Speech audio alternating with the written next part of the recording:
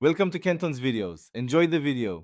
You start by confirming your HP laptop actually supports touch, because enabling drivers won't help otherwise. Once done, open Device Manager using the Windows key and type Device Manager, then press Enter. Locate Human Interface Devices and find HID-compliant touchscreen. If it's disabled, right-click and choose Enable. Make sure to reboot after enabling so Windows loads the driver cleanly. And note why. Enabling here ensures the OS recognizes physical touch input before moving to calibration or gestures. Next, update the touchscreen driver so gestures and accuracy behave predictably.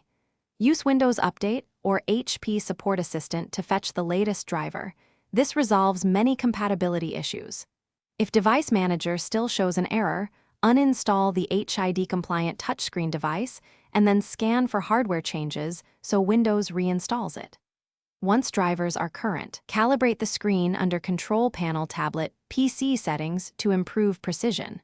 Follow the crosshair prompts and save the Finally, test touch across apps and the desktop. Tap, swipe, multi-touch pinch, and drag to confirm responsiveness.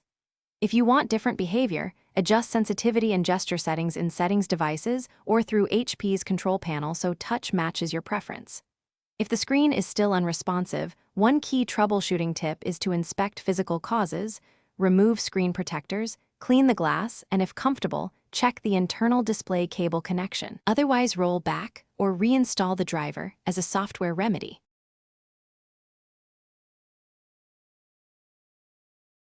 Thanks for watching. Consider subscribing if we helped you.